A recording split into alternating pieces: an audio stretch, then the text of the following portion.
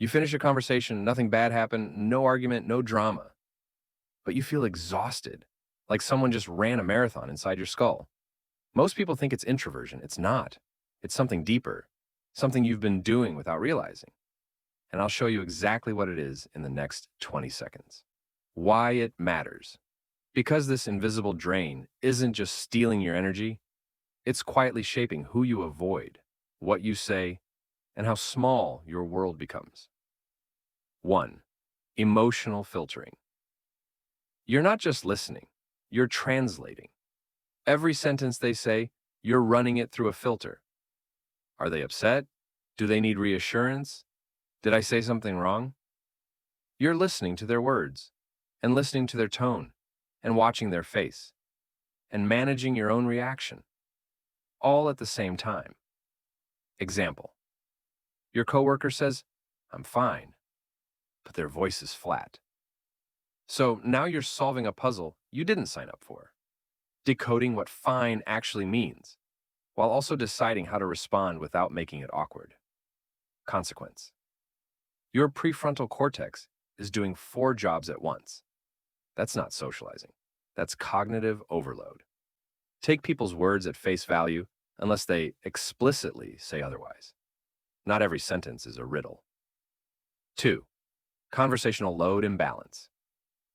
Some people talk, and you carry the conversation. They say 3 words, you ask 5 questions. They pause.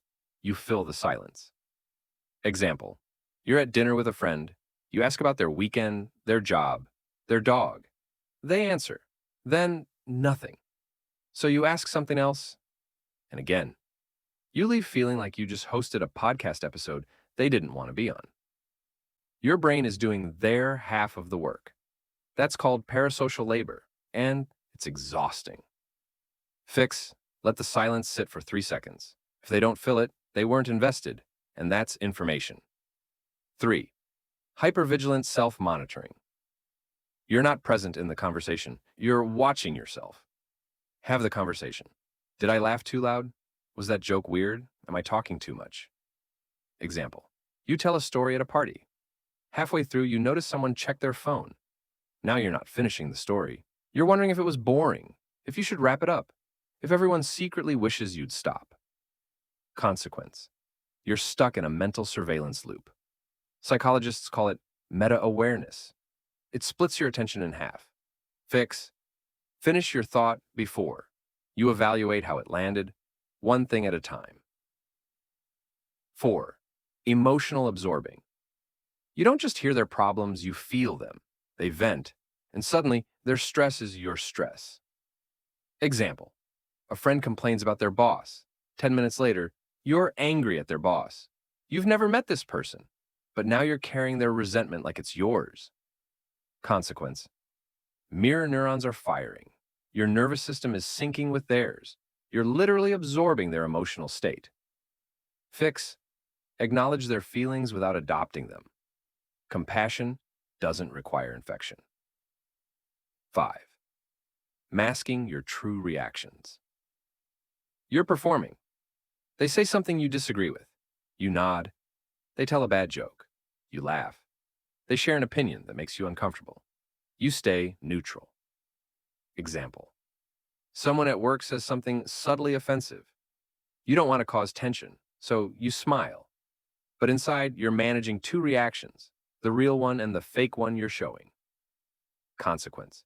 Suppressing your authentic response takes effort. Studies show it drains glucose from your brain faster than honesty does. Fix. You don't have to fake enthusiasm. A simple or silence is enough. Save your energy. 6. Anticipatory anxiety. The conversation hasn't even started, but you're already exhausted. You're rehearsing, predicting, pre-worrying. Example. You have a call scheduled for 3 p.m. At 1 p.m., you're already planning what you'll say, what they might ask, how you'll respond. By the time 3 p.m. rolls around, you've already had the conversation twice.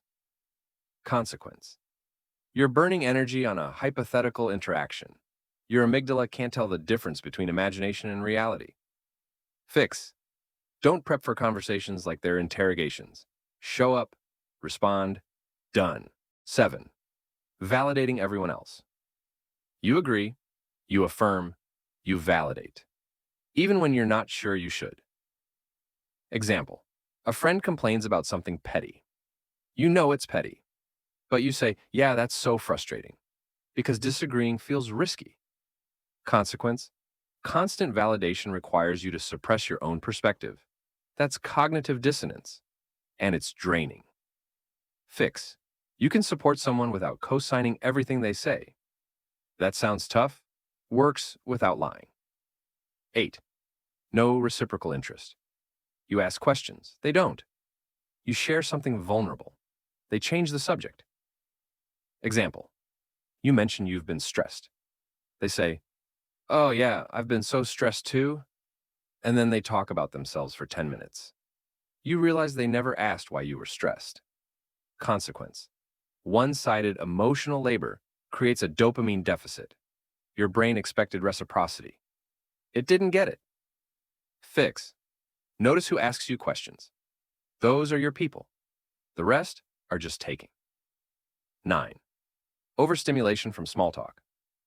You can handle deep conversations, but small talk? That's a special kind of torture. Example, someone asks, how's the weather? You want to scream.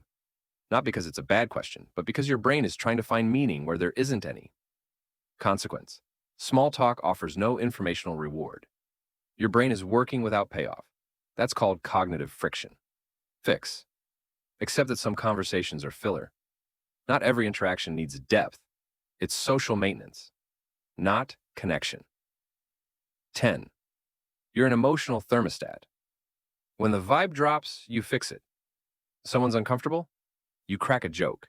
The conversation stalls. You restart it. Example, you're in a group chat. Someone says something awkward. Everyone goes quiet. So you send a meme to ease the tension. You're managing the group's emotional climate. Consequence, you've assigned yourself a job no one asked you to do, and your brain is working overtime to regulate the room. Fix, let other people manage their own discomfort. It's not your responsibility to fix every silence. If you feel drained after conversations, it's not because you're weak. It's because you're doing too much. You're filtering emotions, carrying conversational weight, monitoring yourself, absorbing other people's stress, masking your real reactions, over-preparing, validating endlessly, receiving nothing back, forcing meaning into small talk, and regulating the emotional temperature of every room you're in. That's not introversion. That's labor. And the fix isn't to avoid people. It's to stop working so hard in conversations that should be effortless. If this hit a little too close, you're not alone. But here's the truth. Most people won't tell you. You've trained people to expect this from you, and they'll keep taking as long as you keep giving. So if you want your energy back, stop waiting for permission to do less. Like this video if you've ever left a conversation feeling like you just ran a mental marathon. Subscribe if you want more psychology that actually explains why you feel the way you do. And drop a comment telling me which one of these you're guilty of. I'll see you in the next one.